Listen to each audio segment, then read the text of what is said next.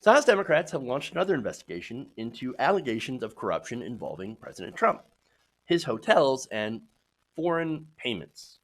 So now this probe is part of the House Oversight Committee's broader investigation into whether Donald Trump broke the law by accepting money from U.S. or from foreign governments at his properties. This is according to a report in Politico. So now the committee had learned that a trade association and a foreign government booked a large number of rooms at some of Trump's properties.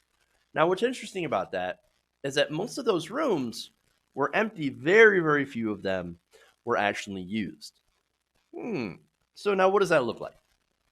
Well, to me, that looks like corruption. It means it looks like if you're trying to get in with the president of the United States and you know he's still profiting off his businesses, well, what do? Well, I think the answer is pretty obvious. So now, Representative Jerry Connolly is looking into this. He's an oversight committee member who chairs a subcommittee with jurisdiction over Trump's hotel in Washington. Says, "quote What we're looking at, or now we're looking at near raw bribery. That was a risk from day one. Foreign governments and others trying to seek favor because we know Trump pays attention to this." Going back to the memo, Zelensky, who's a Ukrainian president, mentioned, "Hey, by the way, I stayed at Trump Hotel one last time I was in the United States."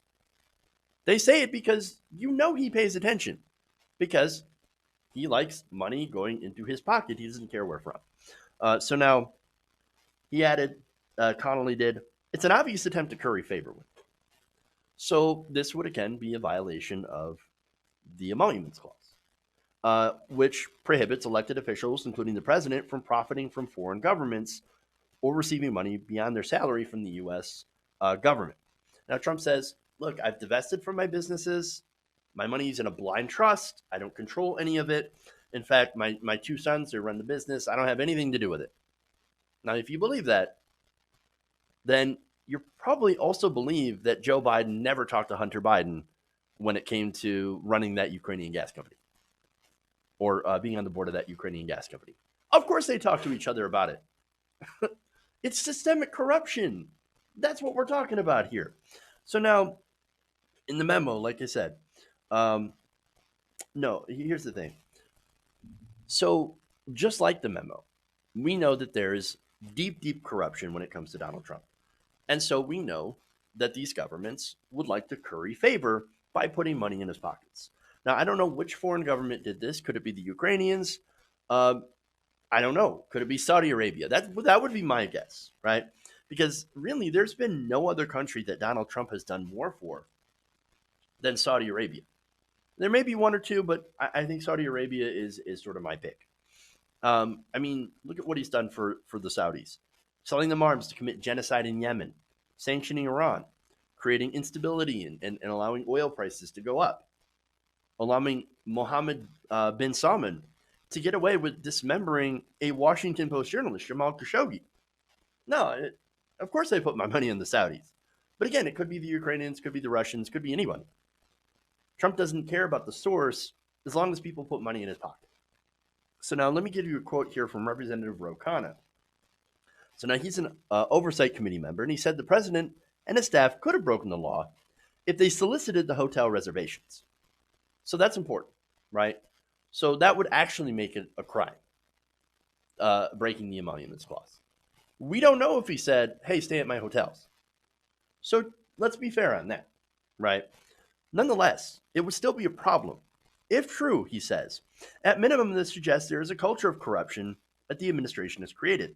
There's a sense that to curry favor, you have to engage in pay to play. That's exactly what the American people hate about Washington.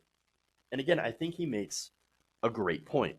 There's a really good chance Trump didn't ask them to explicitly rent rooms, but it doesn't have to be explicit. I think through his words and actions, Trump has shown that what he cares about most is filling his pocketbook. I mean, look at the policies that he's passed: tax cuts, deregulation, defunding the IRS to make it harder for them to go after him for doing tax fraud. I mean, putting William Barr and Stephen Mnuchin to protect him from ethics investigations, even after as he directs foreign dignitaries as well as U.S. government employees to use his properties.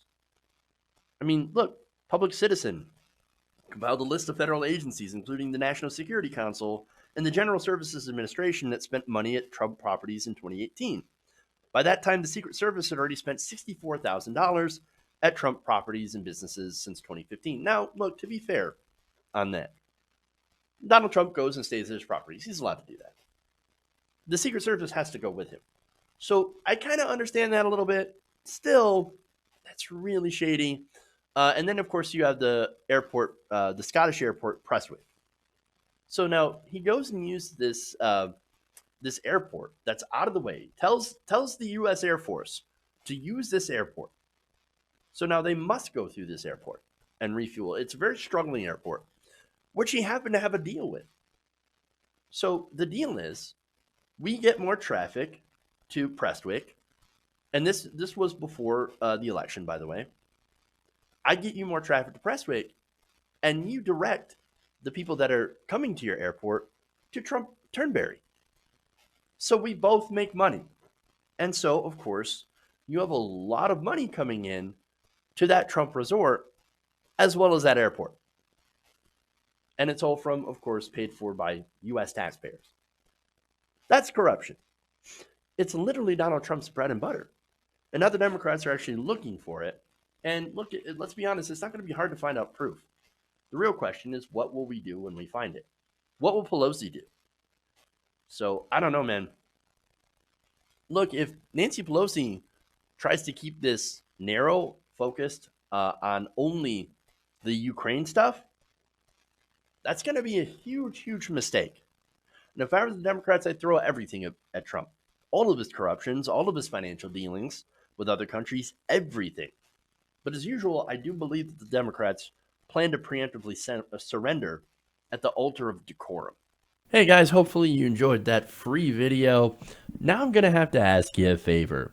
Between the demonetization and the YouTube algorithm messing around with view counts, etc., we're having a hard time adjusting to the new YouTube reality, which is where you guys come in. See, we have a Patreon, patreon.com/TYTNation, set up to help us rely on you guys, the viewers, instead of big corporate ads. Look, you know the show. You know I'm not in favor of big corporations anyway. So help us transition away from relying on the ad model to pay the bills and sign up to be a patron, patreon.com/TYTNation. That goes a long way to help us keep the lights on. And you guys will know that you're supporting independent progressive media.